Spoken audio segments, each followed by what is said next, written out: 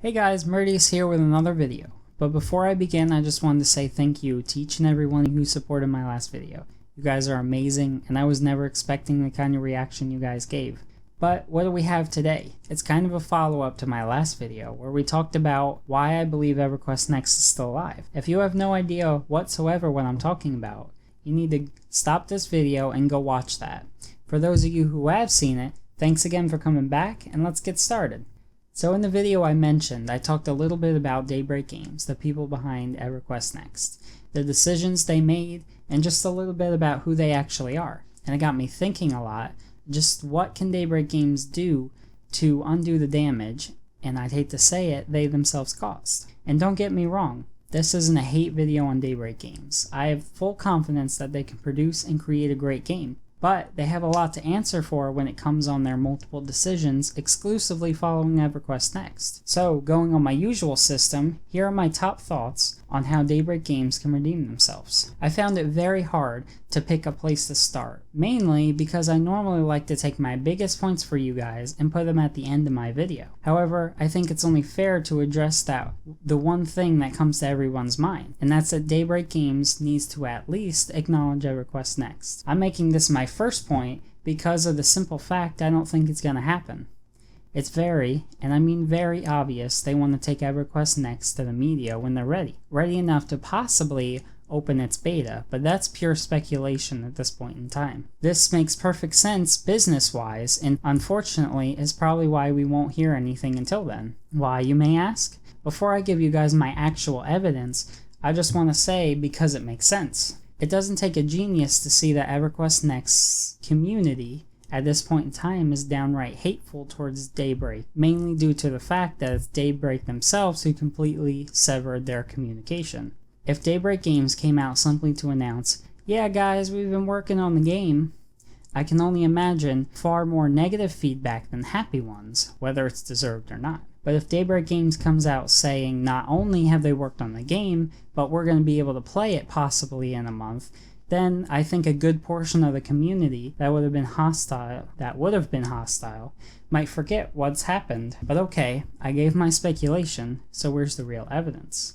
Well, let's look at DayBreak Games' little project for H1Z1. H1Z1 announced on February 5th it was splitting into two separate games beginning on February 17th. That's not a very big gap between announcement time and launch time, which would have meant that DayBreak Games had already had this stuff ready to go before they even announced it was happening. And this is just the most recent big news. Let's not forget, a few days ago, Landmark just received a pretty significant patch, and besides for a few details, was almost unknown to the player base.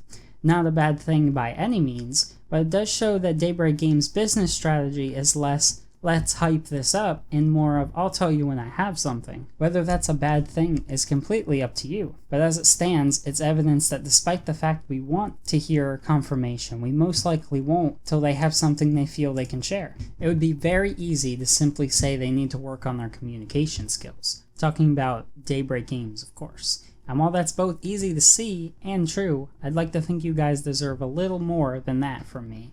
So while my next point may have something to do with communication, it's a different kind than we just described. What I'm talking about is the mobile app EverQuest Worlds. Wait, what does a simple mobile game have to do with EverQuest? It's an idea I thought was kind of great.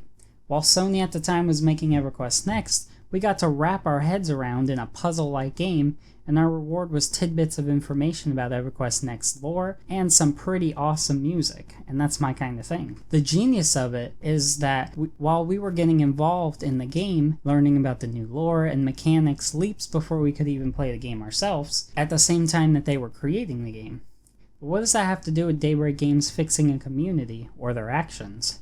Well, one reason being, I feel their decision to completely abandon the mobile app, as you can see from the countless reviews on the screen, was a poor one. And with an already uptight community, taking things away they might have enjoyed is not a smart idea. And you can argue they never took it away, but considering you can't open the app at all, would mean the same thing. The second reason being, update to this app would be a clear and silent indication that DayBreak Games could make without creating a huge outlash in the community, like I had stated might happen before. And overall, while it may be a small point to make, the effects that this could have on the community at large could be huge themselves. That, and I kinda love the game.